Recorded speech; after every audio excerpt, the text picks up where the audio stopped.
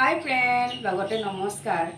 আজি আপোনালোকক গৰমৰ ফলৰ ৰজা আম নহয় জানো, আমৰ ভাবিছোঁ এটা মেংগো শ্বেক বনাওঁ।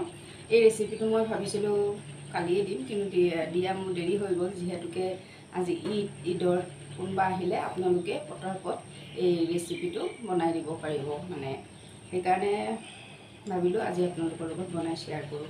এনেই চিম্পুল সাধাৰণ, বহুতে হয়তো জানে, নজনাসকলৰ কাৰণে ৰেচিপিটো শ্বেয়াৰ কৰিছোঁ। প্ৰথমতে এই আমটো ধুনীয়াকৈ পকা একটা ধুনীয়া কালাৰৰ আম ল'ব লাগিব, মিঠা এয়া। তাৰপিছত আমটো খুব সহজতে উলিয়াবৰ কাৰণে আপোনালোকক কাটি দেখাই দিছোঁ। এনেকৈ কৰি এয়া, এনেকৈ কৰিলেই আমটো ধুনীয়াকৈ ওলাই যাব। এনেকৈ মই আমখিনি উলিয়াই লওঁ। আমখিনি ইয়াত ধুনীয়াকৈ কাটি ল'লোঁ। এতিয়া এই মিক্সি জাৰটোতে এইখিনি দি লৈছোঁ। লগতে কাজু 4টাও মই দি দিছোঁ। মেংগো শ্বেকত কাজু 4টা দি দিলে আৰু খাই পেলাই ভাল লাগে, সেইকাৰণে। আৰু মিঠা আম যিহেতুকে মিঠা আছে, চেনিটো কিন্তু খুব বেছি নিদিওঁ। এই সৰু চামুচে দেখিছেনে, 3 চামুচো ভৰ্তিকৈ পূৰা দিয়া নাই। আৰু এয়া গৰু গাখীৰ মই একাপ দি দিছোঁ। মই ছোৱালীজনী খাবৰ কাৰণে গৰু গাখীৰেই দিছোঁ।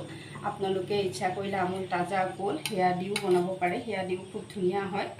আৰু দিওঁ দুটামান আইচ কিউব, কাৰণ মেংগো শ্বেক ঠাণ্ডা ঠাণ্ডা হ'ব লাগিব নহয়।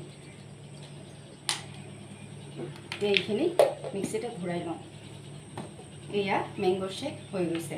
মই অকণমান ডাঠকৈ বনাইছোঁ, আপোনালোকে ইচ্ছা কৰিলে পাতল কৰিব পাৰে। এতিয়া মই ঢালি লওঁ ধুনীয়াকৈ।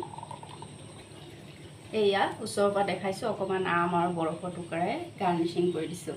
এনেকৈ ঠাণ্ডা ঠাণ্ডা মেংগো শ্বেক আপোনালোকে আলহী বা আজি ঈদত মানুহ আহিলে বনাই দিব।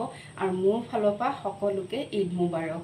আৰু এই ৰেচিপিটো যদি মিল্ক শ্বেকৰ ৰেচিপিটো ভাল লাগিলে, তো মেংগো মিল্ক শ্বেকটো যদি ভাল লাগিলে তো লাইক কমেণ্ট শ্বেয়াৰ কৰিব। এনেকুৱা নতুন নতুন ৰেচিপি পাবৰ কাৰণে মোক ফ'ল' কৰি দিব।